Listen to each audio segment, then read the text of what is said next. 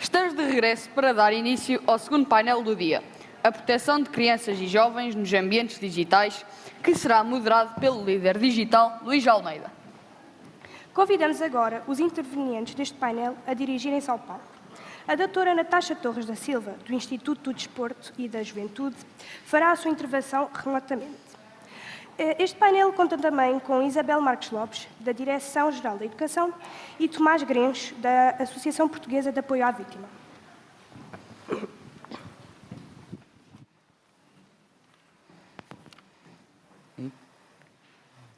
Muito bom dia a todos. Acho que agora mais entusiasmados depois desta pausa e deste lanche da manhã. Permitam-me uma breve apresentação. Eu sou Luís Almeida, tenho 17 anos, estudo na Escola Secundária de Vagos. Pessoalmente, há muitos anos que me envolvo em projetos como este, no âmbito da segurança digital e do bem-estar digital de crianças e jovens, nos quais me incluo. Pessoalmente gosto de ler, gosto de escrever, gosto de ouvir música, gosto muito de estar com os meus amigos, detesto acordar cedo, mas acho que isso é uma crise geral. E gosto de estar aqui em ações como esta, por acreditar que são importantes para o meu percurso e para a minha formação. E é com muito gosto que aqui estou hoje, enquanto líder digital, presente neste Encontro Nacional de Cidadania Digital, promovido pelo Centro de Sensibilização SeguraNet. Vivemos cada vez mais ligados ao mundo digital e, portanto, é importante garantir um espaço seguro, principalmente para as nossas crianças e para os nossos jovens. A proteção destes espaços, destes ambientes, exige ações cooperativas, portanto, ações que envolvam todos, ações coordenadas e, claro, informação acessível. É um pouco este o desígnio do Centro de Sensibilização SeguraNet e é também isto que falaremos neste painel. Apresentando os meus convidados, nossos convidados, a doutora Natasha Torres e Silva, como foi dito, estará connosco remotamente por motivos de saúde, do Instituto Português do Desporto e da Juventude, a doutora Isabel Torres Lopes, da Direção-Geral da Educação, e Tomás Grencho, da linha Internet Segura, da Associação Portuguesa de Apoio à Vítima. E, portanto, eu começo precisamente pela doutora Natasha, que está remotamente. Eu gostaria de lhe pedir que partilhasse connosco as principais ações desenvolvidas pelo programa Cuida-te, com especial destaque, principalmente, às crianças e aos jovens, que é para isso também que aqui estamos hoje. Obrigado, doutora Natasha. Muito obrigada. Eu queria cumprimentar todas e todos, queria cumprimentar os meus colegas de painel, agradecer o convite interessado pela Direção-Geral de Educação, pela doutora Lígia Azevedo, e agradecer também a disponibilidade para poder fazer esta comunicação de forma remota, porque não me seria fisicamente possível deslocar-me a Coimbra. É sempre um gosto ter a oportunidade de falar do bem-estar de jovens, é sempre um gosto poder contribuir para esse bem-estar, a fazer chegar o programa Cuida-te a um público-alvo estratégico, como creio que é o caso da maioria da audiência. Este programa já existe desde 2008, já foi reformulado em 2019 e agora em 2024 foi reformulado novamente e foi reforçado com recursos financeiros, físicos e humanos. E só para terem alguma ideia da continuidade deste programa, portanto, o inicial programa Cuida-te visava promover a saúde juvenil através de ações de sensibilização e também através do atendimento individual a jovens com foco em áreas como a sexualidade, a atividade física e a alimentação. Depois, em 2019, o programa foi reformulado, criou-se o Cuida-te Mais, expandiu-se a área de intervenção para incluir também a saúde mental, que não constava no desenho inicial, e aqui também foi reconhecida a necessidade de capacitar interventores e de trabalhar de forma planeada e mensurável. E temos agora atualmente o programa Cuida-te, em minúsculas, novamente, estrutura-se o programa com um reforço financeiro significativo, aposta-se agora na inovação de metodologias, a par da priorização da evidência científica com base para a seleção das intervenções preventivas e da promoção da saúde, e esta necessidade de reestruturar o programa, podíamos dizer, decorreu de 4 aspectos. Sim. Por um lado, aquilo que foram as consequências para a saúde juvenil, em particular para a saúde mental e do bem-estar. o facto de se ter constatado, através de estudos epidemiológicos recentes, um aumento objetivo do tempo passado online, a diminuição do contacto interpessoal, um grau de incerteza significativo perante o futuro, e estes fatores tiveram como consequência uma fragmentação dos contactos interpessoais. Isto levou a um maior índice de isolamento social, levou a maior permeabilidade à influência de contacto e de informação de quem não se conhece pessoalmente, levou também a maiores níveis de desinformação, maiores níveis de falsas notícias, e claro que isto terá deixado os jovens com menos referências, menos contactos, menos possibilidades de aprender competências socioemocionais que permitam compreender o outro do ponto de vista visto de si próprio e compreender o outro. Deixou-se os jovens também com menos formas de avaliar a credibilidade do que é dito, menos capacidade para se centrar na objetividade de factos, menos capacidade de não embarcar facilmente em percepções subjetivas.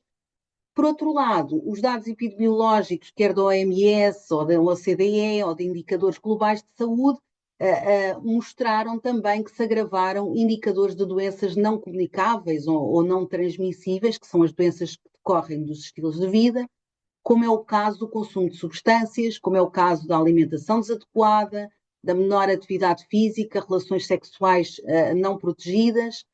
E depois, o facto de o Cuida-te existir já como um programa estruturado, já relevante para o público-alvo a que se destinava, mas também o facto de não termos recursos, naquela altura, que pudessem dar resposta a este aumento de necessidades e também ao aumento consequente de solicitações. E, finalmente, o facto de ter sido incluído num pacote de medidas governativas. Portanto, estes são os objetivos gerais do atual programa, com as vertentes que visa a promoção de fatores de proteção e a redução de fatores de vulnerabilidade, também visa o cariz preventivo e abrangente do programa. Aqui temos as 5 áreas de intervenção. Elas, na verdade, são áreas suficientemente abrangentes para considerarmos que dizem respeito ao bem-estar generalista dos jovens, a saúde mental e o bem-estar, ou melhor, saúde mental e bem-estar emocional é o eixo central, e depois temos as restantes 4, a alimentação, o corpo, a atividade física, a sexualidade e os comportamentos aditivos.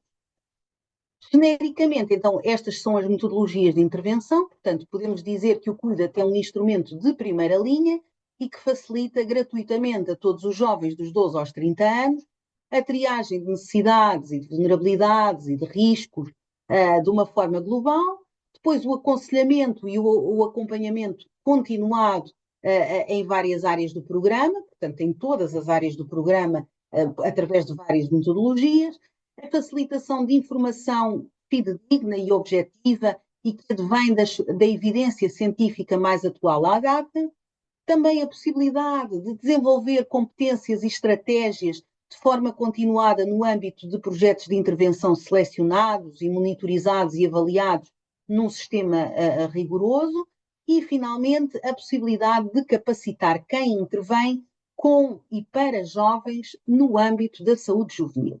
Então, operacionalizando, aqui temos a estrutura das respostas do programa Cuida-te.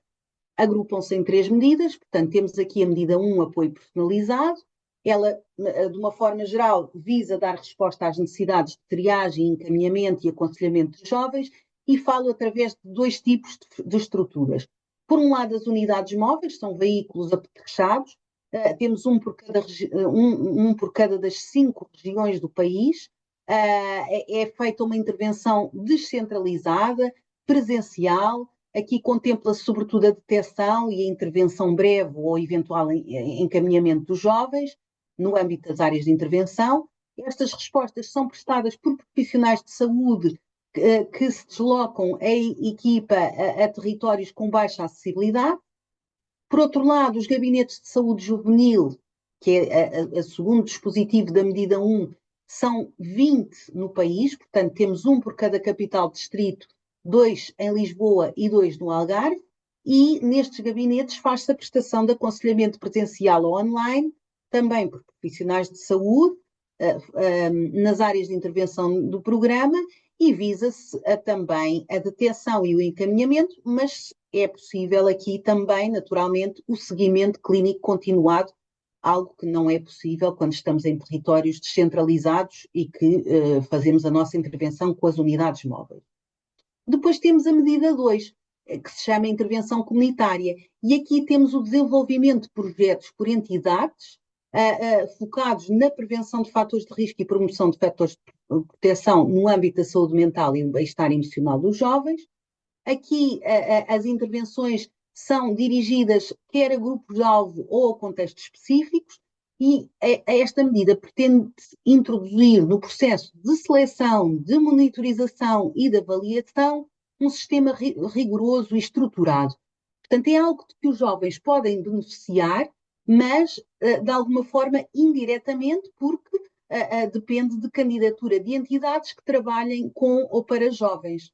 Escolas é um dos exemplos, instituições do ensino superior também, também se podem candidatar, associações juvenis também, autarquias, e podem fazê-lo em consórcio com ONGs ou IPSS ou outras entidades sem fins lucrativos. Depois temos a medida 3, chamada medida do conhecimento, que inclui genericamente a informação e a sensibilização a jovens e também é um instrumento de capacitação para... Pedia-lhe só que pudesse concluir, porque temos o tempo muito limitado. Muito bem, estou mesmo a concluir esta medida. Portanto, temos este canal de conversação, portanto, é uma ferramenta de comunicação assegurada por profissionais de saúde. Depois, a capacitação procura maximizar a qualidade da intervenção e formar as pessoas que estão alocadas ao programa. E depois temos uma ferramenta de sensibilização e informação. Aqui já não estamos no âmbito da intervenção, mas apenas no universo da divulgação. Aqui temos algumas imagens exemplificativas, portanto, a unidade móvel, os gabinetes de saúde juvenil, temos aqui a senhora Ministra a inaugurar as instalações da DRLVT. Temos um folheto que está disponível no portal do IPDJ, portanto, ipdj.gov.pt, e mostrar-vos também, portanto, o que é que está ao acesso dos jovens. No portal do IPDJ podem encontrar um formulário para se inscreverem num dos gabinetes de saúde juvenil. Este atendimento clínico também pode ser prestado por via remota. Depois temos aqui a ferramenta de esclarecimentos de dúvidas, portanto, por trás dela está toda uma equipa de profissionais de saúde que presta esclarecimento e dá respostas às problemáticas que são colocadas. Portanto, resta-me agradecer a vossa atenção e colocar-me à disposição para questões que queiram colocar. Muito obrigada.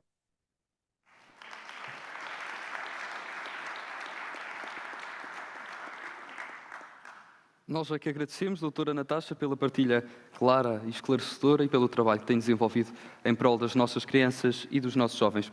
Doutora Isabel, num mundo cada vez mais digital, a cidadania deve andar também de mãos dadas com a cidadania digital.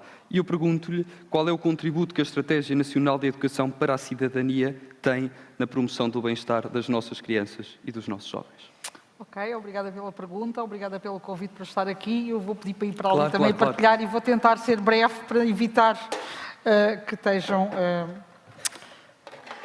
contrariar o tempo. Pronto, ok, vou tentar cumprir. Portanto, fala-se em cidadania, fala-se em cidadania digital. Eu sou professora, sou mãe. Estou na equipa de projetos educativos na Direção-Geral de Educação e trabalhamos com a Estratégia Nacional de Educação para a Cidadania. Nessa estratégia há um conjunto de domínios. Eu trabalho mais os domínios da saúde, da sexualidade e da igualdade de género, mas não me vou focar aqui no trabalho exclusivo desses domínios, porque, em termos de cidadania, estas questões do digital cruzam muito outros domínios, nomeadamente o domínio dos média, que a minha colega Susana aqui de manhã já deu algumas palavras em relação àquilo que é feito também, e com parceiros externos. Eu tenho um bocadinho de trabalho favorecido porque colegas que me antecederam, e aproveitar, esqueci-me de cumprimentar o painel, esqueci-me de cumprimentar a audiência, às vezes as questões do protocolo para escaso, eu começo a falar e perco um bocadinho estes detalhes que são muito importantes. Muito obrigada por disponibilizarem um bocadinho do vosso tempo para estarem aqui hoje connosco. Vou tentar ser mais interessante do que aquilo que está a passar nos vossos telemóveis, porque é um desafio. Hoje em dia, quando se fala para uma audiência, nós temos que cativar a atenção e, portanto, se não formos suficientemente interessantes, logo a seguir vocês dispersam e vão ver o que é que se passa nas vossas redes sociais ou que notícias é que saem, e há bocado até me chocou uma notícia que eu vi ali também, enquanto estava aqui à espera, e temos que pensar que também enquanto adultos, enquanto professores, enquanto pais, enquanto educadores, enquanto aquilo que quer que seja que sejamos na presença de crianças, nós somos modelos. E a verdade é que eu já tive muitas sessões em que se fala para adultos e que se pergunta aos adultos quanto tempo é que estão agarrados ao telemóvel, se levam o telemóvel para a mesa de cabeceira, e a resposta é sempre positiva. Portanto, nós fazemos tudo aquilo que dizemos às crianças para não fazerem. Portanto, há aqui qualquer coisa que não bate certo. Portanto, temos que nós próprios, se calhar, também nos disciplinarmos e perceber que, ok, tem que haver momentos para o online, para o digital, e tem que haver momentos para dar atenção a quem está à nossa volta, a quem nos rodeia, olhar para as caras, ver o sorriso ou ver a ausência dele, porque isso também nos dá sinais de bem-estar das pessoas. Portanto, muitas vezes nós vamos para as redes sociais partilhar aquilo que é bom, que é bonito, que os outros gostam, que é para termos muitos likes, e depois estamos num sofrimento interno também, e isso também se passa com os nossos jovens. Portanto, a questão que me foi feita é o que é que a estratégia, no fundo, tenta fazer no âmbito da estratégia para o bem-estar dos nossos jovens, em particular também para o bem-estar digital. Eu teria muito para dizer, tentei ser breve e tentar focar em alguns aspectos importantes, ou seja, nós temos que, no âmbito da cidadania, olhar para aquilo que está a passar no momento, no presente, à nossa volta. E todos nós, de certeza, que fomos confrontados com esta série. Quem não viu, provavelmente terá curiosidade em ver. Quem já viu, percebe porque que esta série traz tanto debate e tanta questão, não é? O que é que se passa nos quartos dos nossos jovens? O que é que se passa quando os nossos jovens estão agarrados ao telemóvel? Quem viu a série, eu não quero trazer aqui spoilers, para quem não viu, mas não vão encontrar uma família desestruturada, não vão encontrar um bairro da periferia, portanto, vão encontrar uma família perfeitamente normal que poderia ser a nossa. E, portanto, e se calhar os nossos filhos, será que nós sabemos, porque eu também sou bem, o que é que os nossos filhos, as nossas filhas estão a fazer nos seus quartos, porque achamos que em casa é que eles estão seguros em vez de andarem na rua? Se calhar temos que pensar, e se calhar temos que daí parar, deixar de olhar para os nossos telemóveis e olhar mais para eles e perceber traços que possam mostrar que eles não estão bem ou que alguma coisa os preocupa, e conversar com eles. A comunicação tem que ser uma estratégia muito importante. Eu trabalho nos domínios da sexualidade e da igualdade de género, e às vezes criam muita complicação na cabeça das pessoas. O que é que nós andamos a fazer nas escolas? O que é que nós andamos a ensinar às nossas crianças? Mas a verdade é que nós não precisamos de ensinar nas escolas, porque infelizmente o consumo de pornografia é um facto. Há dados que mostram, e estes dados já são de 2019, antes da pandemia, que 40% dos rapazes e 26% das raparigas, entre os 9 e os 16, já tiveram contacto com pornografia. Mais do que isso, alguns adolescentes produzem pornografia para fazerem disso de negócio. E, de acordo com os dados da Polícia Judiciária, são novamente adolescentes normais. Não são de classes desfavorecidas, não são de famílias desestruturadas, são adolescentes como, se calhar, os nossos filhos e as nossas filhas. Portanto, isto tem que nos fazer pensar o que é que nós realmente queremos em relação aos nossos jovens, o que é que nos deve preocupar, o que é que nós devemos conversar com eles. Já a Unicef, num estudo que fez e que partilhou em relação a este conteúdo pornográfico, toda o pernicioso que isso traz, não é?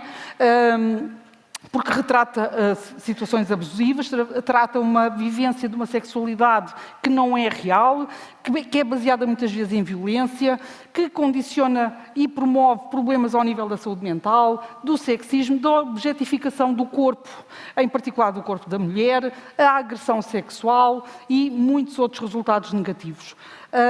E, portanto, é um alerta. Nós estamos a promover que os nossos jovens contactem com realidades que levam à violência e, neste contexto, à violência sexual. Da violência sexual para a violência no namoro, porque acabam por cruzar. Todos os anos a UMAR faz um estudo e publica esses dados. E em relação, eu assinalei aqui mais aqueles que possam ter a ver com o bem-estar, com o que se passa no meio digital. Há uma legitimação da violência no namoro. O pior é que os nossos jovens não identificam situações de violência como sendo violência, acham que é normal, que é um sinal que é uma prova de amor, é porque se preocupa. E, portanto, isso não pode ser. Nós temos que fazer ver aos nossos jovens que uma relação em que há controlo, 63% dos nossos jovens acham normal que haja controlo, em que há perseguição, muitas delas feitas através do controlo das redes sociais, que há violência mesmo através das redes sociais, e depois pegar no telemóvel sem autorização, ter as passwords de acesso, fazer toda essa pesquisa, insultar através das redes sociais e da internet, e aquela procura insistentemente com quem é que estás a falar, quem é que te contacta. Não é normal.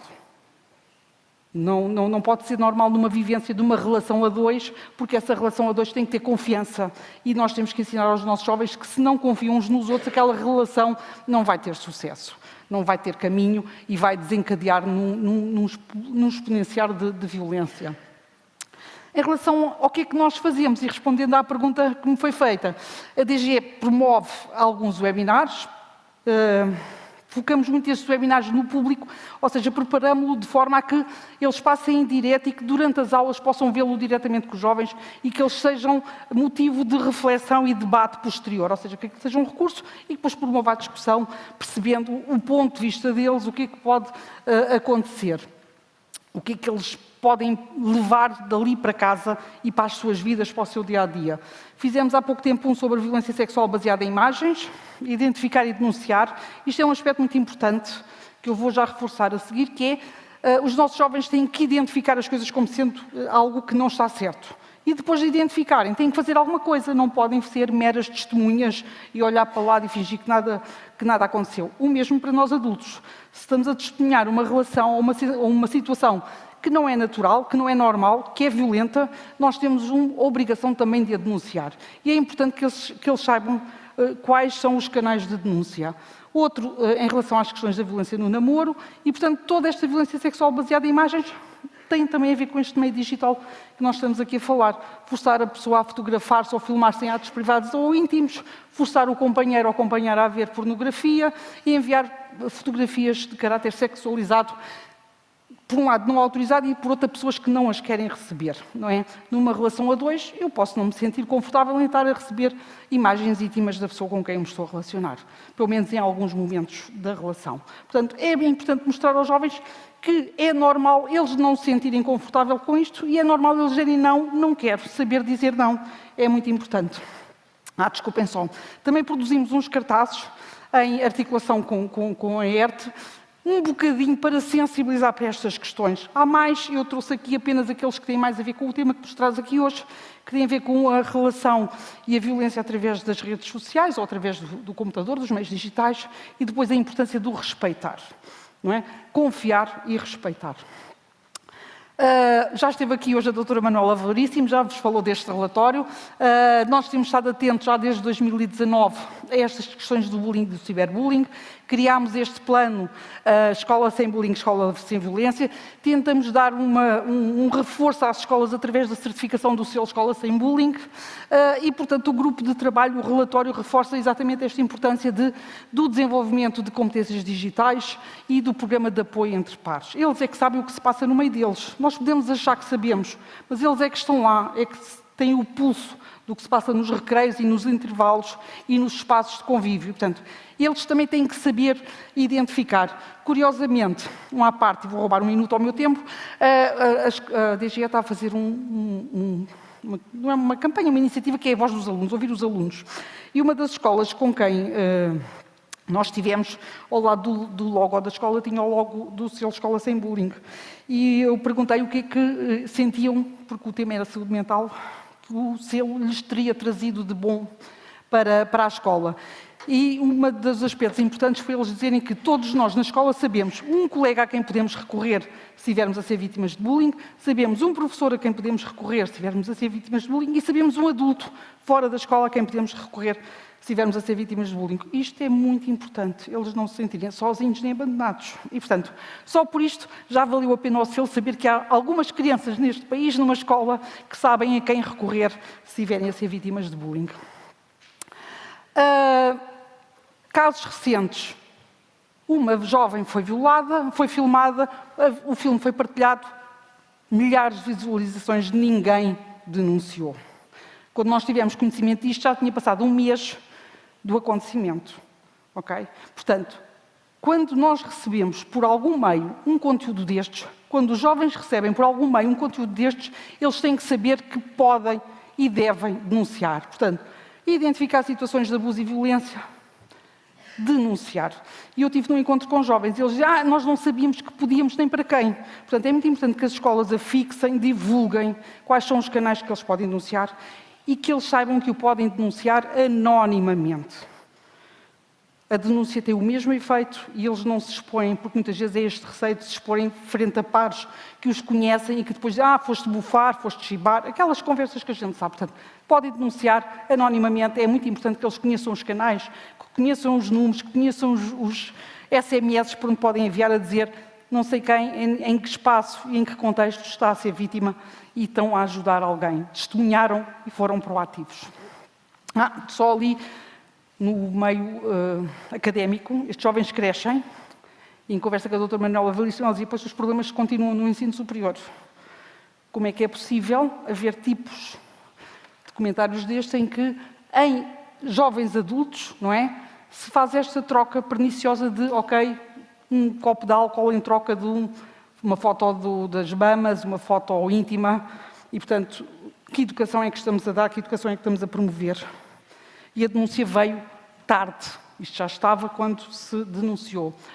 Portanto, qual é que é o nosso papel no fundo? É sensibilizar para estas situações, é mostrar aos jovens que eles têm um papel ativo, é olhar para aquilo que se passa neste momento à nossa volta e à volta deles e, portanto, trabalhar na prevenção destes comportamentos, para que eles não se instalem e não perpetuem relações abusivas. Portanto, no âmbito da Estratégia Nacional de Educação para a Cidadania, eu gosto muito de focar aqueles aspectos que eu acho que nós temos que trabalhar cada vez mais no dia-a-dia com os nossos jovens. A questão da empatia, a questão do respeito. Porque se nós de criança, desde a educação pré-escolar, aprendermos a respeitar uns aos outros, depois não precisamos de trabalhar as questões das raças, dos sexos, dos géneros, dos transgéneros ou de qualquer outra diversidade que todos nós apresentamos quando estamos num grupo. Respeitamos a outra pessoa porque é uma pessoa, porque merece o nosso respeito, merece que a gente a ouça, que é para ela também nos ouvir a nós. A comunicação. É muito importante saber comunicar. Saber dizer o que estou a sentir, se estou confortável, se não estou confortável. Os jovens às vezes têm vergonha de dizer não quero isso, porque depois parece que não são aceitos pelos pares. E se calhar entre 6 ou 7 que estão ali, 3 queriam dizer que não e depois ninguém diz que não só para não se sentir mal. Portanto, eles têm que saber que têm que ter voz e têm que aprender a respeitar que o outro não quer e que não é por isso que deixa de ser menor ou inferior ao resto do grupo. Confiança.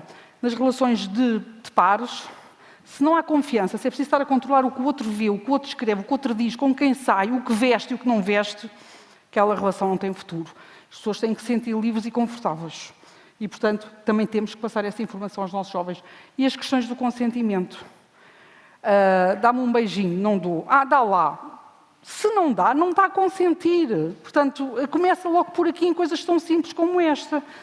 Cada um tem direito ao seu espaço e à sua vontade.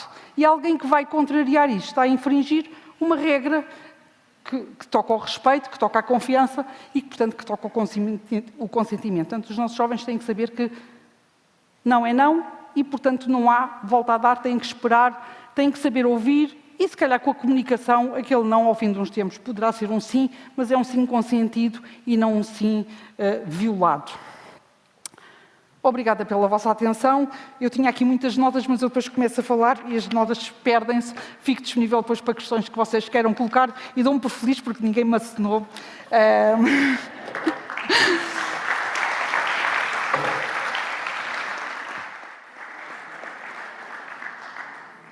Agradeço à doutora Isabela quase rigorosa gestão do tempo. Foi quase. E, claro, o contributo que nos deu a conhecer o papel da cidadania no desenvolvimento integral e seguro dos nossos jovens e das nossas crianças.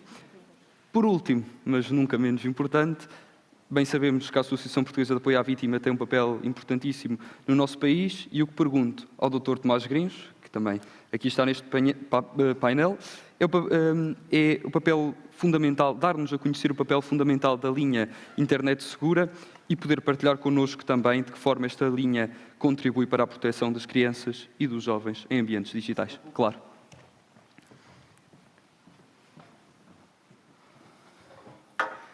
Bom dia a todos. Congratular as minhas colegas de painel pelas excelentes intervenções, agradecer também o convite da DGE na pessoa da doutora Lígia Azevedo e hoje vou partir do pressuposto que nem toda a gente que está aqui na plateia conhece aquilo que é a linha Internet Segura da APAV. É uma linha gerida pela Associação Portuguesa de Apoio à Vítima, enquanto membro do consórcio Centro Internet Segura, em que o Centro Nacional de Cibersegurança assume a coordenação do consórcio e conta com outros parceiros, nomeadamente a APAV, a DGE, a Microsoft, o IPDJ e a Fundação para a Ciência e Tecnologia. Entretanto, eu tenho a minha apresentação, mas não estou a passá-la.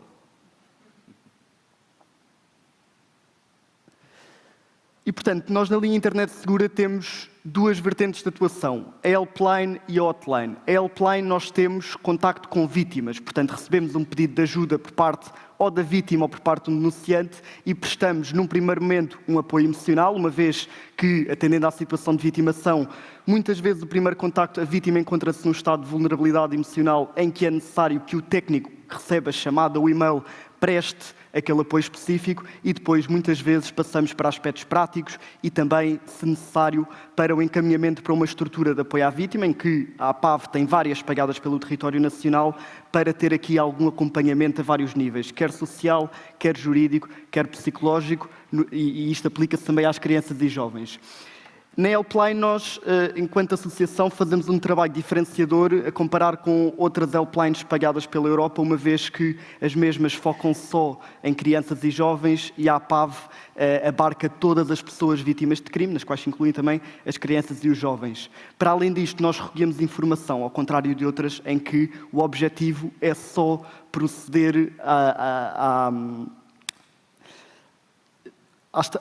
à implementação de algumas estratégias de prevenção e de segurança naquele primeiro contacto. Portanto, depois não procedem a um encaminhamento para qualquer outra entidade. E temos a nossa hotline, portanto, um serviço de denúncias de conteúdos ilegais, em que um técnico especializado com formação para o efeito analisa, identifica e sinaliza conteúdos de abusos sexuais de menores, incitamento à radicalização e ao terrorismo e também incitamento ao racismo e à xenofobia. Claro que nesta última categoria nós não nos ficamos só por aqui, quer pelo racismo, quer pela xenofobia, vamos a todos os preconceitos de ódio definidos e previstos no artigo 240 do Código Penal.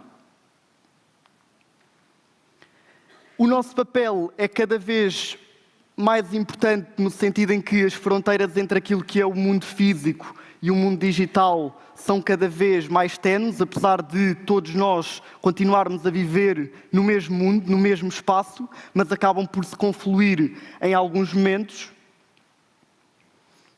E, portanto, todos nós, quer as crianças e os jovens, quer as pessoas mais velhas, todos nós temos acesso a dispositivos tecnológicos que nos permitem ter contacto com outras pessoas. As crianças e os jovens, por norma, pelo menos de acordo com os pedidos de ajuda que nós recebemos, acabam por ser mais suscetíveis a situações de extorsão sexual, de cyberbullying, de aliciamento de menores para fins sexuais. As pessoas idosas, por vezes, devido à menor familiaridade com a tecnologia, podem ser mais facilmente alvos de burlas através dos seus diferentes métodos, mas no fundo a ideia que eu quero passar é que qualquer pessoa com acesso a um telemóvel, com acesso a um computador, pode ser vítima de um crime no espaço digital. Seja através de narrativas credíveis, portanto técnicas de engenharia social, seja quando a situação é levada a cabo através de meios estritamente informáticos. E, portanto, só para vos dar aqui um pequeno enquadramento sobre os tipos de crimes mais preponderantes nos pedidos de ajuda que nós recebemos, nós temos o crime de burla, que representa a maioria dos casos recebidos pela linha Internet Segura através dos seus diferentes métodos, que eu não vou abordar aqui porque não é tão focado em crianças e jovens, mas temos, logo em segundo lugar, casos de extorsão. Estamos a falar aqui de casos de extorsão sexual, ou também chamado sextortion, em que existe um primeiro contacto. Normalmente as situações acontecem de uma forma muito rápida, existe um primeiro contacto com um jovem, jovem numa rede social ou, por exemplo, num videojogo ou numa plataforma digital que tenha um chat. O elemento chat é muito importante. E muitas vezes acabam por enviar uma fotografia íntima ao jovem, portanto a conversa passa rapidamente para o teor sexual e o jovem, tendo a confiança ou a crença de que aquela pessoa é efetivamente real e já lhe enviou uma fotografia, acaba por enviar. A partir do momento em que envia, o teor da conversa altera-se por completo e a vítima é chantageada ou extorquida e muitas vezes acabam por existir transferências de dinheiro, o que, quando nos chegam situações deste género, o nosso papel é informar logo a criança ou o jovem de que não faz sentido continuar a enviar dinheiro. O que é importante é assegurar toda a prova digital, todas as interações que reuniu com aquela pessoa e terminar de imediato os contactos com aquele perfil que não é de facto real. Depois o nosso papel passa muito por aspectos práticos. Perceber se aquele jovem tem a fotografia. Muitas vezes não tem, porque a fotografia é enviada por um segundo, por exemplo. Há essa funcionalidade no Instagram, no WhatsApp, no Snapchat, etc., em tantas outras plataformas. E muitas vezes crê-se que, como se enviou aquela fotografia de um segundo, a outra pessoa não vai guardar. A verdade é que pode fazê-lo através do telemóvel. Há aplicações assim que permitem, ainda assim, tirar uma captura de ecrã sem que apareça lá na aplicação, neste caso no WhatsApp ou no Instagram, que a outra pessoa tirou print screen à fotografia íntima e, portanto, existe de facto aqui um risco daquela fotografia se difundir e, tendo em conta que se trata de um menor, estamos perante um caso de pornografia de menores. Depois, só fazendo aqui a ponto para o quarto caso que nós mais recebemos denúncias, tem a ver com a devassa da vida privada, portanto, a divulgação não consensual de conteúdos de natureza íntima, designadamente sexual, e aqui refiro-me essencialmente a pessoas maiores de idade. Portanto, não tanto crianças e jovens, porque enquadram-se nos crimes sexuais contra menores, que eu já lá irei. Deixem-me só dar-vos nota de um aspecto legislativo que me parece ser do maior destaque. Esta semana tivemos a recente notícia de que nos Estados Unidos foi aprovado, já tinha sido há 2 semanas aprovado no Senado, mas entretanto entrou em vigor o Take It Down Act. No fundo, este diploma, que não existia até então, prevê que qualquer imagem íntima de uma pessoa maior de idade que esteja alojada nos Estados Unidos ou a vítima seja dos Estados Unidos, que foi divulgada sem o consentimento daquela pessoa, possa ser removida por parte de uma plataforma digital ou por parte dos serviços de alojamento virtual que alojam, por exemplo, websites. Isto é um passo significativo, não só no trabalho das nossas congêneres internacionais, neste caso a norte-americana, mas também para nós, porque nós temos casos específicos de websites em que se dedicam única e exclusivamente à divulgação de conteúdos de natureza íntima de vítimas, em que nós não conseguimos eliminar ou remover aqueles conteúdos ou o website em si, precisamente por não haver uma legislação que previna este tipo de casos. A única coisa que nós conseguimos fazer foi remover os conteúdos de abusos sexuais de menores, em que as vítimas, àquela idade, naquele vídeo, eram menores de idade.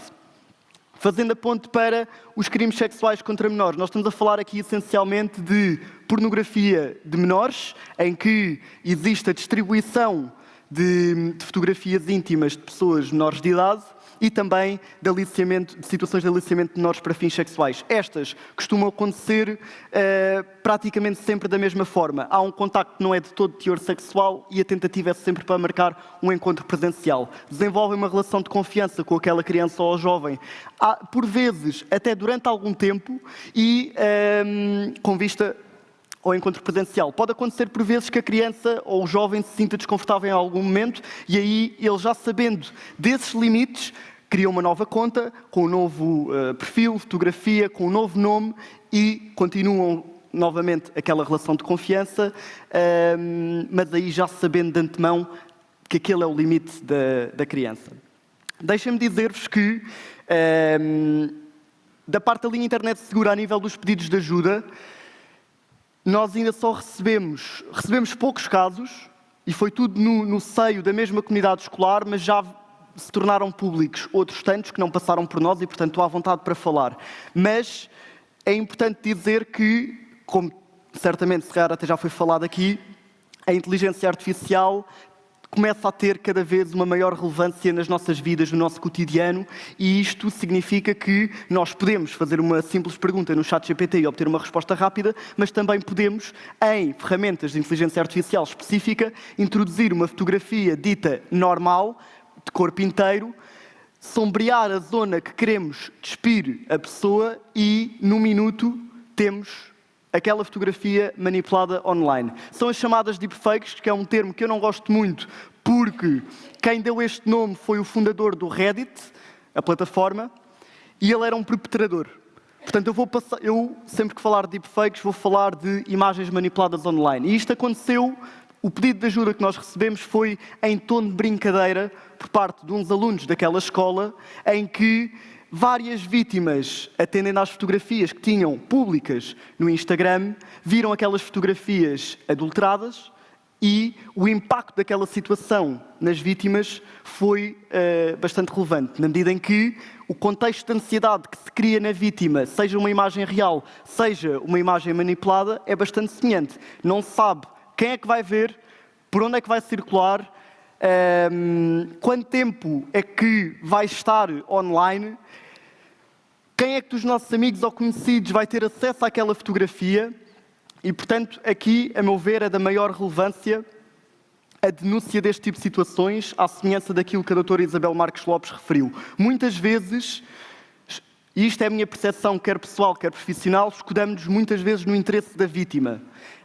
Mas nestes casos são crime público, são crimes com natureza pública, em que, caso tenhamos conhecimento no exercício das nossas funções, temos a obrigatoriedade de denunciar, mas mesmo que não tenhamos, devemos e podemos fazê-lo, no sentido de não se criar um sentimento de impunidade para quem praticou aqueles factos, ainda que à data dos factos possam ser inimputáveis, mas também não se criar a ideia junto das vítimas de que não há nada a fazer neste tipo de situações. Todos nós podemos fazer a diferença, todos nós podemos e devemos denunciar, principalmente quando esses conteúdos se tratam de menores.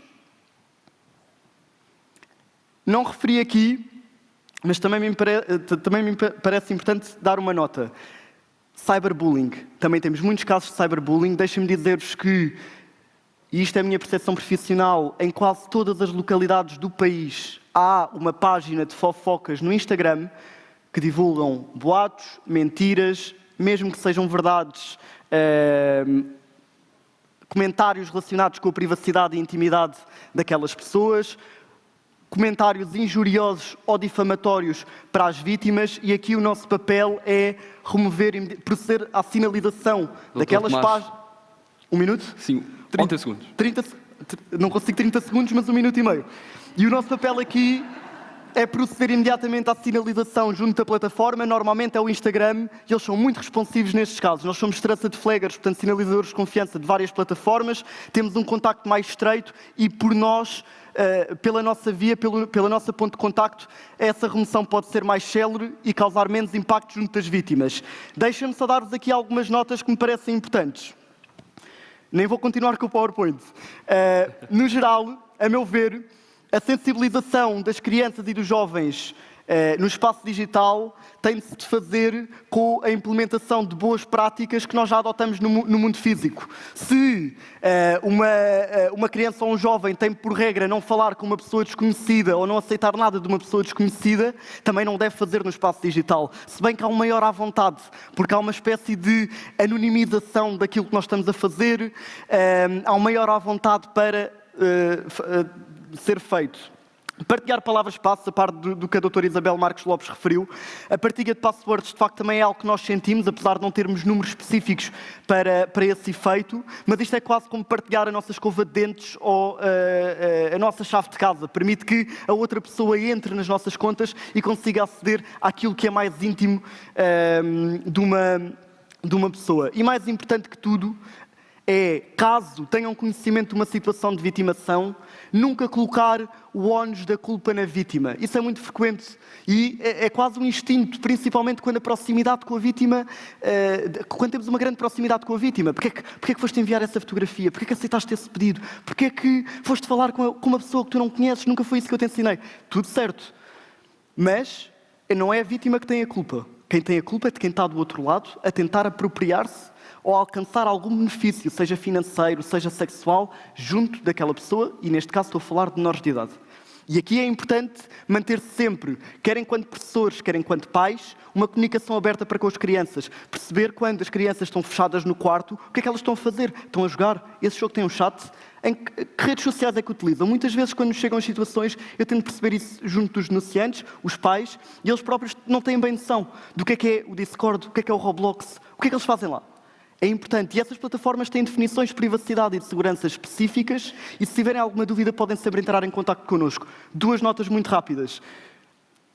A APAV, em conjunto com a Fundação Vodafone, desenvolveu uma aplicação que se chama Tozi, com Z, que recomenda a instalação até junto das vossas comunidades escolares, aborda aspectos de riscos online e de cyberbullying, há um botão de encaminhamento para a linha de apoio à vítima e aconselho, se tiverem curiosidade, a instalação da mesma para poderem ver se faz ou não sentido falarem dela junto dos vossos alunos. E depois, só aqui, por último, uma novidade legislativa a nível europeu, que é o Digital Services Act, também conhecido por DSA ou em português, Regulamento dos Serviços Digitais, que já está em vigor. Em Portugal, a entidade coordenadora de implementação deste regulamento é a ANACOM. Ainda estamos a aguardar notícias sobre eventuais guidelines nesse sentido, mas a verdade é que este regulamento vem trazer uma menor arbitrariedade para as plataformas digitais na moderação de conteúdos. Portanto, elas são obrigadas de X em X tempo, neste caso de 100 a 6 meses,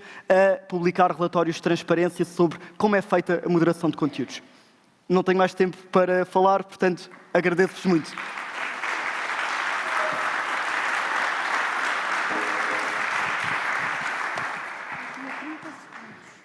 Sim. Deixem-me só partilhar convosco um exemplo. Ainda não havia inteligência artificial, as minhas filhas eram pequeninas e o meu pânico era sempre que alguém as fosse buscar à escola em meu nome.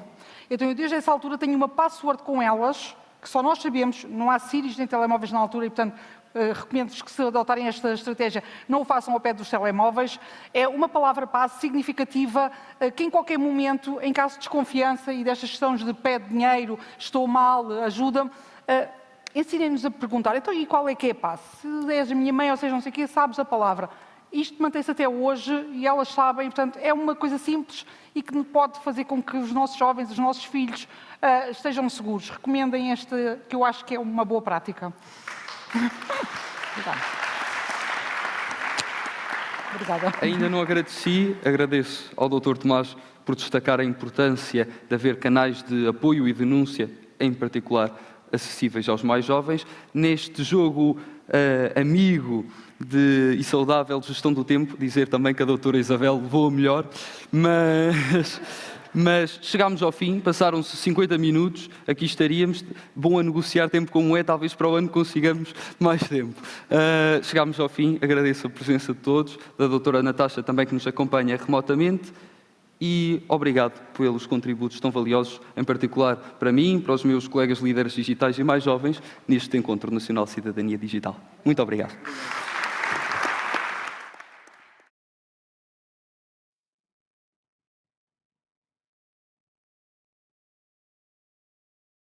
Segue-se agora o painel Promover o Bem-Estar Digital de Crianças e Jovens na Era Digital, que contará com a moderação da líder digital Inês Canto. As intervenções estarão a cargo de 3 convidadas com experiências inspiradoras na promoção do bem-estar digital nas escolas.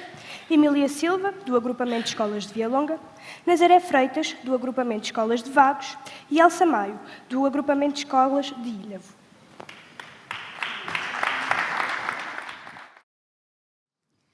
Olá, bom dia a todos e a todas. É com grande entusiasmo que participo neste Encontro Nacional da Cidadania Digital, no momento em que damos palco a um tema cada vez mais urgente, o bem-estar digital das crianças e dos jovens.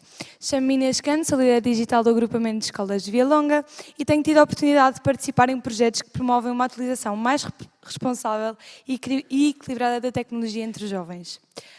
Posso dizer que, por experiência própria, acredito que quanto mais nos envolvemos, conseguimos fazer cada vez mais a diferença. Neste painel vamos conhecer 3 projetos escolares que são exemplo de como é possível integrar a cidadania e o bem-estar digital no cotidiano educativo. São experiências que nos mostram que com criatividade, dedicação e trabalho em equipa é possível fazer a diferença. As 3 convidadas deste painel representam agrupamentos de escolas que têm vindo a desenvolver práticas muito relevantes nesta área. É com muito gosto que as apresento. A professora Emília Silva, do agrupamento de escolas de Via Longa, a professora Nazaré Freitas, do agrupamento de escolas de Vago e a professora Elsa Maia, do agrupamento de escolas de Ilhavo. Muito obrigada por aceitarem o convite para partilhar as vossas experiências connosco. Começamos então com a professora Emília Silva, do agrupamento de escolas de Via Longa. Professora Emília, a questão que eu tenho para si é: poderia partilhar connosco as principais ações desenvolvidas pela vossa escola na promoção do bem-estar digital das crianças e dos jovens? Olá Inês, está a funcionar? Está. Muito obrigada, é um gosto estar aqui também contigo. Quero, portanto, dizer também às colegas que estão aqui, muitíssimo obrigada por partilharem este painel comigo e endereçar aqui também o gosto que tive em a doutora Lígia me ter convidado para estar aqui a partilhar as atividades que vamos desenvolvendo, portanto, no agrupamento de escolas de Via Longa. Via Longa fica, portanto, no concelho de Vila Franca de Xira, para quem não conhece, uma escola TAPE, que é a minha segunda casa, portanto, quase há 30 anos. É com muito gosto realmente que partilho as humildes atividades que vamos fazendo de forma empática, colaborativa. Nada destas atividades são possíveis sem a articulação, claro, com a direção da escola, integrar com a missão, com o projeto educativo da nossa escola, mas também com a equipa que trabalha comigo de colegas todos os dias e com os líderes digitais, que eu tenho imenso orgulho. São meninas do ensino integrado de música que iniciam a sua componente letiva às 8 da manhã e terminam às 18 horas. Nós, muitas vezes, maioritariamente, não é Inês, nós reunimos a partir das 20, 21h30. Portanto, estão estes jovens que estão aqui a trabalhar realmente comigo e com a professora Paula Martins, que iniciou o ano passado, são mesmo jovens que mostram a diferença, que mostram a resiliência e o quanto é importante para eles darem este espaço e sensibilizarem todos os dias por onde passam a importância da educação digital. Obrigada. Bem, vamos então iniciar. Espero que... Ora bem, então as nossas ações são variadas. Eu dividi aqui, portanto, em 4 grandes eixos. A maioria das ações são ações que nós desenvolvemos nas salas de aula com os nossos alunos, juntamente, portanto, com os líderes digitais. Depois também comemoramos alguns dias significativos e as alunas líderes digitais também são convidadas, como é o caso de hoje. Portanto, temos aqui a Matilde e a Inês, que são líderes digitais do agrupamento de escolas de Via Longa e que são convidadas também para outras participações. Ora bem, então, nós reunimos e acho que é muito importante partilhar aqui convosco que a importância de dar voz a esta equipa dos líderes digitais, ao escutá-los também. O que é que eles pensam, que caminho trilhar relativamente à educação digital? Que temas, dentro dos grandes temas, portanto, disponibilizados, que temas é que são realmente importantes para a nossa escola, para os seus colegas, para os pais, para aquela comunidade? Integrar este projeto também no contexto de Via Longa. E isso é muito importante também. Então, nesta primeira atividade que nós fizemos, deslocámos a uma escola do primeiro ciclo e conversámos, partilhámos com os alunos do terceiro ano, com as turmas, todas as turmas de terceiro ano. Portanto, passámos lá um dia e estivemos realmente a partilhar com eles. Foi realmente muito interessante. Eu quero chamar também a atenção de que os jovens, Portanto, estão bastante visíveis. Nós temos o consentimento, está bem? Temos uma declaração de consentimento também, para eles poderem estar aqui realmente desta forma.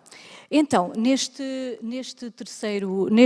alunos de terceiro ano, aquilo que nós conversámos bastante foi sobre a gestão do tempo online. Quanto tempo estás conectado? E para nossa surpresa, e também já foi falado aqui, para nossa surpresa, meninos que estão no terceiro ano estão conectados muitíssimas horas. E mais surpresa ainda, que também já falaram aqui, os pais não monitorizam, os pais não sabem exatamente o que é que aquelas crianças estão a fazer durante tantas horas conectadas. Conseguimos, naquelas turmas todas, 3 alunos apenas que os pais realmente controlavam e tinham regras muito específicas das horas que podiam estar conectados e o que é que estavam a ver. Apenas. Portanto, ficámos e vamos tentar, numa ação futura, tentar realmente conversar com estes encarregados de educação, mostrar-lhes a urgência que é monitorizarem onde é que os filhos realmente estão a navegar, com quem estão a conversar. E reparem, estamos a falar de um terceiro ano, foi verdadeiramente chocante estar em contacto direto com estas crianças e perceber que estão vulneráveis, não é? E, portanto, daí o papel também tão importante dos líderes digitais. Depois, portanto, fomos também, as alunas líderes digitais também integraram aqui atividades com turmas de projeto Manuais Digitais, que temos na nossa escola, e, portanto, conversaram bastante com os alunos, nomeadamente nos cuidados a ter, se algo acontecer de errado, onde é que se podem dirigir, quem é que os pode ajudar. Porque aquilo que disseram há pouco é muito importante, quem é que, se eu me sentir mal, enquanto aluna daquela escola, quem é que eu posso abordar? E porquê? Porque aquilo que eu noto na conversa que tenho e quando acompanho os líderes digitais às turmas da nossa escola é que realmente muitos testemunham, mas não conseguem denunciar. E é essa premissa também que, com toda a certeza, fará parte do nosso trabalho do próximo ano letivo. Depois, dentro da cidadania digital, também começámos uma campanha pelos 9º anos da nossa escola, em que temos ali 3 dos nossos líderes digitais, que não estão aqui hoje connosco, e que, portanto, apelámos em grupo aos alunos que refletissem sobre estes vídeos que estão disponíveis desta campanha, portanto, age, fala, muda, usa a tua voz realmente contra o bullying. Detetámos também, ainda não conseguimos, portanto, ir a todas as turmas de 9º ano, mas já fomos a algumas, e o que é que detetamos? Muitos sofrem realmente de bullying e de ciberbullying. A vergonha está instalada, o medo está instalado, não sabem como denunciar. Foi isto que nós sentimos também. E teremos, obviamente, que estamos numa fase de sensibilização, mas teremos também, nesta fase de sensibilização, tentar perceber e tentar organizar o nosso próximo passo, que será, portanto, no próximo ano letivo. O que é que nós podemos fazer de acordo com aquilo que estamos a auscultar com estas campanhas de sensibilização relativamente aos alunos de 9º ano? Depois também comemorámos o Dia da Internet Mais Segura, conversámos bastante e decidimos que era importante fazer realmente atividades bastante simples, mas que estivessem espalhadas pela nossa escola. Portanto, uma atividade muito simples foi realmente uma nuvem de palavras que fizemos e que essa nuvem de palavras era para todos poderem aceder. Estava na sala de professores, estava, portanto, na secretaria, estava em todos os blogs, estava na cantina, no refeitório, para que todos pudessem realmente conversar um bocadinho connosco sobre o Dia da Internet Mais Segura. Neste dia, portanto, tivemos a formação de uma grande nuvem de palavras e podemos destacar dos participantes do agrupamento de escolas de Via Longa que realmente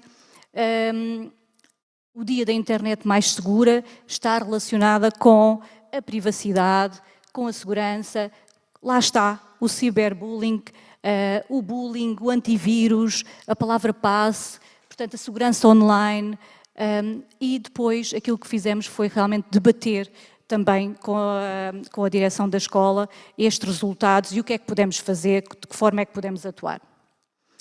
Depois, já se falou aqui também na importância de articulação e para nós foi bastante cativante também conversarmos com os diretores de turma e em Cidadania e Desenvolvimento, na disciplina de Cidadania e Desenvolvimento, esses diretores de turma, com as suas turmas, poderem formar grupos e debaterem, os próprios alunos, os próprios grupos, selecionavam os vários vídeos que mostraram mais interesse e havia um momento de debate. O que é que sentiste ao ver aquele vídeo? Temos vídeos à vida offline, pensa antes de partilhar, protege as palavras-passe e muito o discurso de ódio também. Nós sentimos uma grande falta de empatia para com o outro e é algo que temos que trabalhar também na nossa escola. Outras participações. A Inês e a Matilde apresentaram também aqui o relatório do grupo de trabalho de combate ao bullying nas escolas, portanto, participaram ativamente enquanto jovens líderes digitais, portanto, não apresentaram o relatório, estiveram a apresentar, portanto, o próprio evento, como estão aqui, portanto, a coordenar. Depois também a Inês participou com a sua voz ativa no seminário de bem-estar digital de crianças e jovens. Tivemos, portanto, a colaboração de Angola, de Moçambique, etc. Portanto, acho que foi muito, muito gratificante, pelo menos foi o que a Inês nos disse. Partilhámos também um pouco as atividades que temos estado a fazer nesta segunda partilha entre escolas e quero-vos apresentar a nossa equipa fantástica de líderes digitais. Estamos aqui com um probleminha de género, só temos aqui o nosso Henrique. O que é que nós já começámos também por fazer? Dar sustentabilidade ao projeto.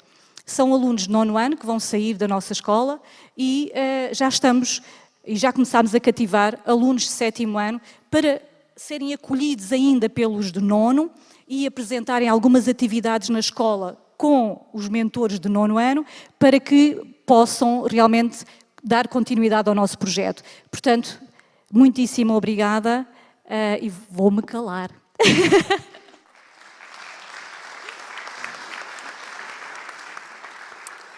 Muito obrigada, professora Emília. É muito bom ver que a Escola de Via Longa promove o bem-estar digital de forma tão integrada e próxima à realidade dos alunos. Passamos agora à professora Nazaré Freitas, do agrupamento de escolas de Vagos. Professora Nazaré, que estratégias têm vindo a ser adotadas para promover o bem-estar digital dos vossos alunos? Bom dia a todos. Antes de mais, quero agradecer o convite que me foi endereçado. Eu estou um bocadinho assoberbada porque eu nasci numa cubata, vivi parte da minha infância numa cubata e estou aqui a partilhar sobre a era digital num mundo completamente tecnológico e completamente a uma velocidade que eu não consigo acompanhar.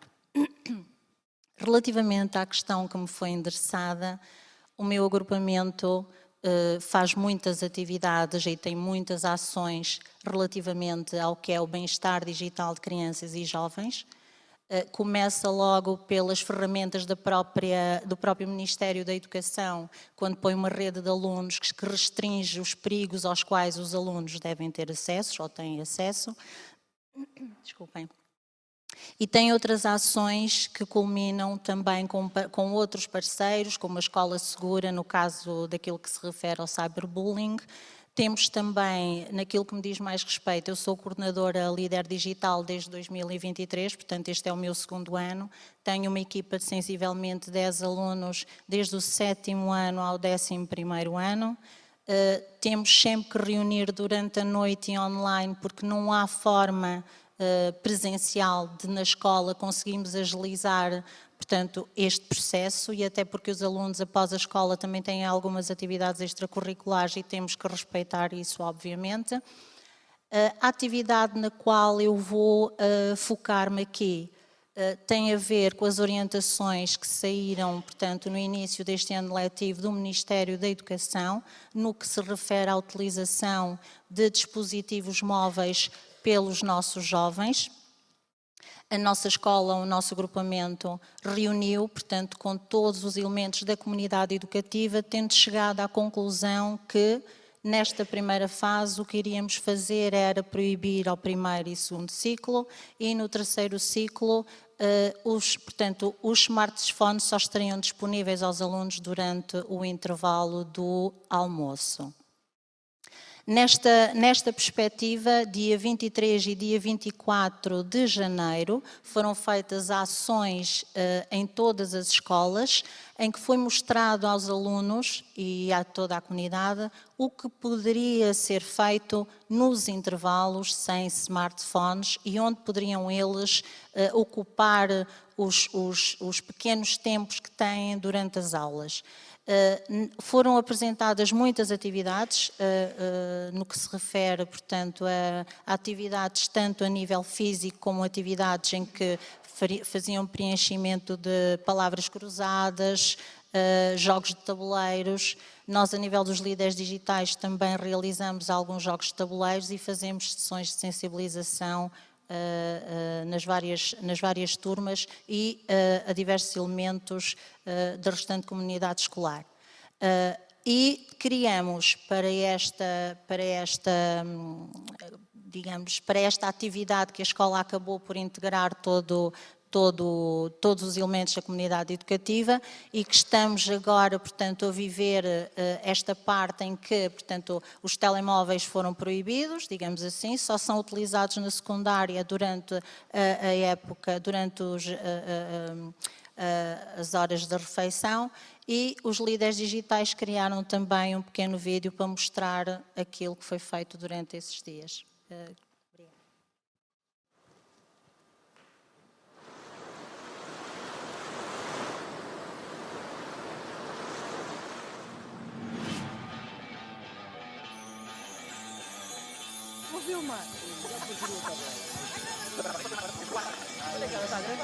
Pois tu vai sair na reportagem do dia.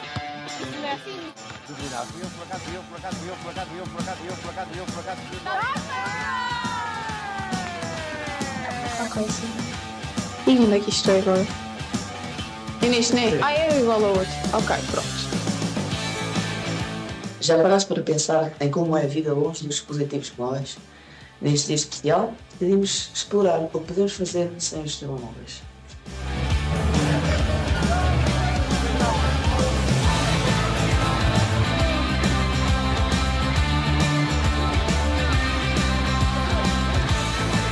O uso excessivo da tecnologia pode levar a problemas como insónia, ansiedade e até dores devido a uma postura incorreta. É importante refletir. Estamos a usar a tecnologia ou estamos a ser usados por ela?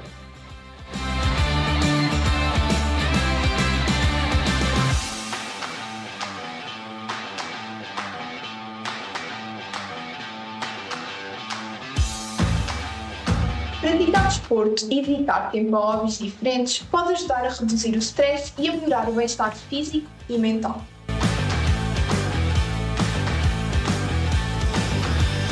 Estas atividades também promovem conexões sociais reais e ajudam-nos a relaxar longe do mundo digital. E não te esqueças de fazer uma navegação segura na internet.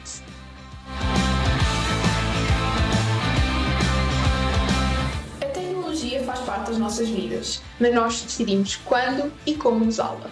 Encontrar um equilíbrio é essencial para a nossa vida e felicidade. Desliga-te para te ligar a ti mesmo. vive o momento.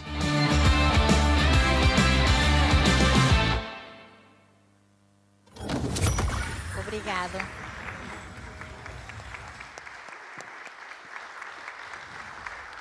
Obrigada, muito obrigada, professora Nazaré, pelas estratégias que têm vindo a desenvolver e por todo o trabalho que têm vindo, que têm feito. Seguimos então com a professora Elsa Maia, do agrupamento de escolas de Ilhavo. Professora Elsa, que iniciativas e estratégias têm vindo a implementar no âmbito da cidadania digital e do bem-estar dos alunos a nível nacional e também a nível europeu? Obrigada, Inês. Antes de mais, deixa-me agradecer o convite feito para estar aqui e para representar o meu agrupamento. Como disse a Inês, o agrupamento de escolas de Ilhavo, cumprimentar minhas simpáticas colegas de painel e, seguindo aqui um bocadinho a sequência da minha colega Nazaré, no que respeita às restrições dos dispositivos móveis que também estão a ser implementados no nosso agrupamento. Falta apenas uma das escolas, a escola secundária, mas importa também aqui reforçar, e um pouco aquilo que já foi dito ao longo da manhã, que esta regulação do uso das tecnologias não é apenas tarefa exclusiva das escolas. Tem de se arranjar estratégias para que haja uma articulação efetiva com as famílias, porque quando nós falamos do bem-estar dos nossos jovens, dos nossos alunos, interessa-nos o bem-estar deles ao longo de todo o dia, não apenas enquanto estão dentro das escolas. E eu digo isto porque se verifica muitas vezes que quando se proíbe num determinado local a utilização das tecnologias, quando estão fora desse local, e neste caso quando vão para as suas casas, tentam compensar depois a utilização ou a não utilização dos seus dispositivos. Isto verifica-se muitas vezes logo à saída das escolas, quando entram no carro dos pais, pegam logo no telemóvel e, portanto, aquele momento de família, de convívio e de socialização com a família fica um pouco aquém daquilo que seria desejável. Também já se falou hoje aqui acerca dos alunos e de se apontar muito o dedo aos nossos jovens que, de facto, não passam de vítimas da educação que nós adultos lhes demos, porque a minha geração e as gerações que me são próximas, nós de facto não fomos preparados para esta realidade e, portanto, eles são as vítimas daquilo que estão a colher da nossa educação. No entanto, nós também já temos muitos exemplos positivos de jovens que usam o telemóvel de uma forma muito equilibrada e que isto vem também de algumas famílias. E melhor ainda, eu tenho exemplos também no meu agrupamento e eu acho que isto é extraordinário, de alguns jovens que optam por outras atividades para além das tecnologias. Por opção deles, até se esquecem de telemóveis e, portanto, eu acho que isto é extraordinário com a realidade que nós vivemos hoje em dia e com aquilo que nós nos deparamos, que isto não representa, infelizmente, a maioria. Mas também seria importante nós escutarmos estas famílias, estes pais, e entender como é que eles conseguem agir desta forma tão eficaz. Portanto, acho que o envolvimento das famílias neste processo não pode ser descurado. E eu, enquanto coordenadora da iniciativa Líderes Digitais, também no meu agrupamento, achei que poderíamos dar um contributo positivo nesta área, realizando algumas ações também com os pais, com os nossos pais e começando pelos nossos alunos mais novos. Este ano desenvolvemos várias ações com os nossos alunos também do primeiro ciclo. E o tema que nós nos focamos foi o não à violência online, porque acreditamos que este tema é uma condição essencial para promover o bem-estar dos nossos alunos. E quando nós falamos nas várias sessões, em vários temas que hoje aqui já abordamos, do bullying, do cyberbullying, do uso responsável da inteligência artificial, isto já é urgente falar-se disto no primeiro ciclo, temos muitos alunos no primeiro ciclo que usam a inteligência artificial, não a sabem usar, tal como os outros jovens mais velhos, porque também não estão ainda a ser ensinados nas escolas, a ser capacitados para saber lidar com esta nova realidade. Falamos também de proteção de dados e muito de empatia, de respeito nas interações digitais. E nós acreditamos que, ao falar destas temáticas, vamos ter jovens certamente mais seguros, mais conscientes e mais preparados para um mundo digital mais saudável e mais equilibrado. E nós focamos, então, eu vou falar de uma ação em concreto que nós desenvolvemos, que assentou em 2 pilares essenciais. O primeiro foi com alunos e pais que estão envolvidos num projeto do nosso agrupamento, um projeto anti-bullying, que são alunos e pais chamados embaixadores anti-bullying, e os nossos líderes digitais foram os formadores, digamos assim, eles deram formação a estes jovens e aos pais para que depois eles possam replicar as nossas partilhas junto de grupos de outros alunos, onde eles vão fazer as suas intervenções, no caso dos alunos, e de grupos de pais, onde os pais também vão fazer as suas intervenções. E eu, ainda antes de terminar, se fosse possível, eu gostava de mostrar-vos um vídeo que mostra aqui apenas uma breve amostra daquilo que foi abordado na sessão dos pais e os jovens, estes foram os nossos jovens mais jovens, os líderes digitais benjamins, são todos eles alunos do 6º ano, e isto acho que mostra a grande mais-valia desta iniciativa, que é nós darmos a voz aos jovens e mostrar a capacidade que eles têm de comunicar e de comunicar com impacto, quer junto dos seus pares, dos seus colegas, quer junto dos adultos, sejam pais ou outros adultos da comunidade. E, portanto, é fundamental darmos-lhes esta voz e este protagonismo para promover o bem-estar e a cidadania digital nas escolas. Então... Nós somos líderes digitais benjamins do agrupamento de escolas de Ilha e vamos partilhar algumas dicas sobre como todos nós podemos e devemos agir contra o bullying e o cyberbullying. Somos jovens, somos bastante influenciados pelo que vemos online. Vamos falar de algumas situações no mundo digital que podem levar-nos a situações de bullying e cyberbullying. Agora vamos fazer umas perguntas para refletirem.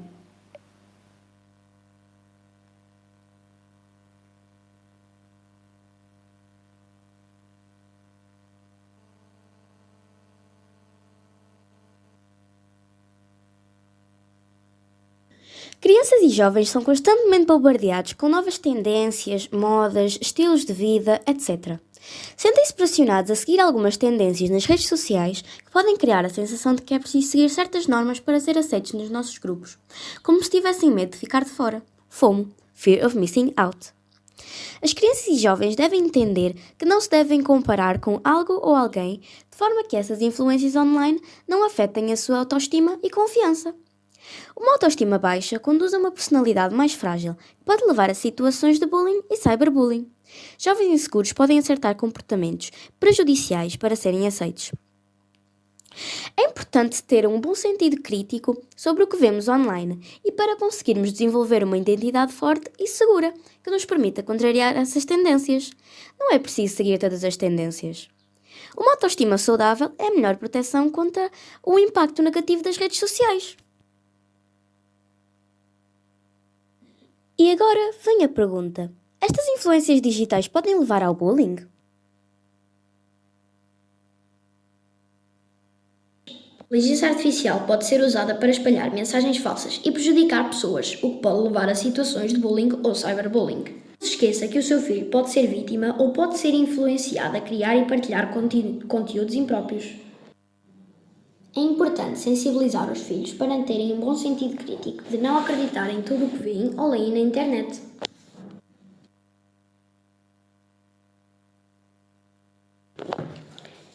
Pensam nos riscos que correm as crianças. Imagens e dados podem ser usados por desconhecidos para fins mal intencionados. E já pensaram que estão a criar a pegada digital dos filhos? Será que as crianças não têm direito à sua privacidade? O que se publica hoje pode ser motivo de gozo ou humilhação no futuro. Antes de publicar, questione-se: o meu filho gostaria de ver isto quando crescer? Educar para a segurança digital começa com a responsabilidade dos pais. Se os pais não respeitam a privacidade dos filhos, como lhes podem ensinar isso a eles? A exposição excessiva pode tornar os filhos alvos de cyberbullying. Fica aqui a reflexão. Ao longo desta sessão, falámos de várias situações que podem levar ao bullying e ao cyberbullying. Publicações online, influências digitais, sharenting e inteligência artificial. Falámos também da possibilidade de serem pais de vítimas e ou de agressores. E cuidados? Em vez de proibir, devemos apoiar e dialogar. Devemos incentivar a empatia e o respeito para com os colegas. E devemos dar o exemplo enquanto pais e de promover um bom sentido crítico para evitar situações de bullying e cyberbullying.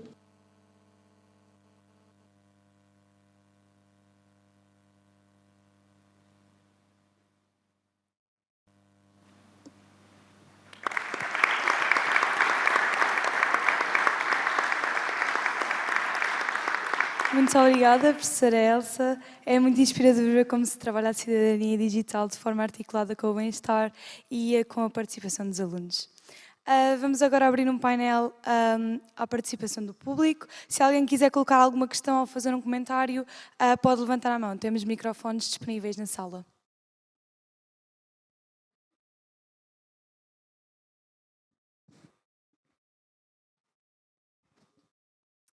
Bem, já que não foi colocada nenhuma questão, coloco agora uma pergunta para todas. Peço que tenham uma intervenção breve, já que temos o tempo um bocado contado. Como podemos ajudar a que todos os alunos recebam o apoio necessário para o seu desenvolvimento digital e emocional nas escolas?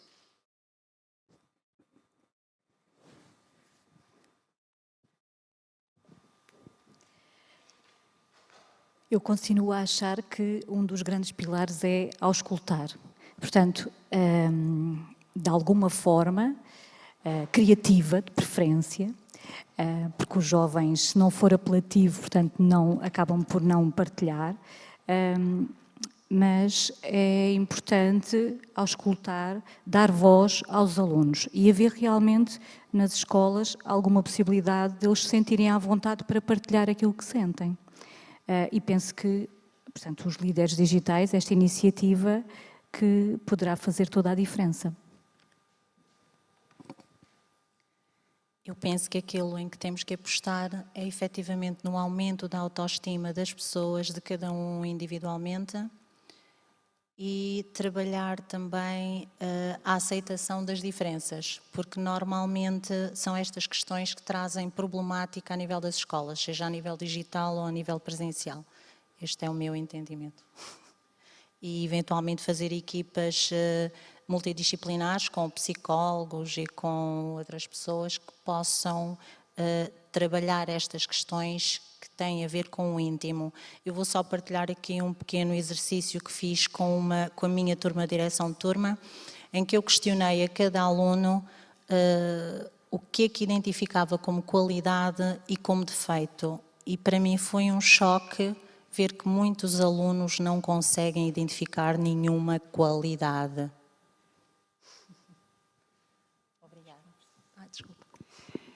Eu acho que não tenho assim muito mais a acrescentar. Eu concordo com aquilo que as colegas referiram, realmente dar a voz aos alunos.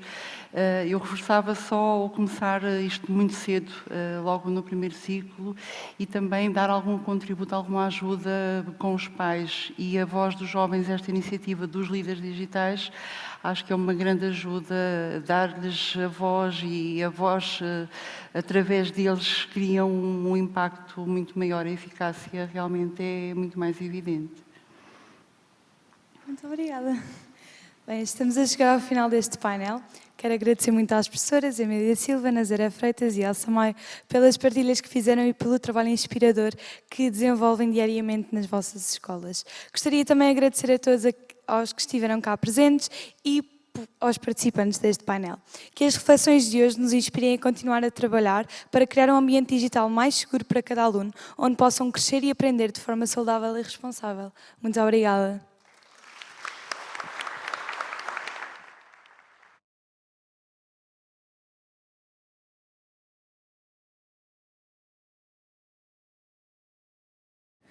Convidamos agora todos os participantes e oradores a dirigirem-se para o almoço, oferecido pela organização. Será servido na cantina desta escola, que se situa no piso de cima, ao fundo, à esquerda. Aproveitem este momento para conviver, partilhar experiências e continuar o diálogo iniciado nesta manhã. Voltamos às 2h10 com mais um momento musical e novas reflexões sobre o papel da cidadania digital nas escolas. A todos, um bom almoço.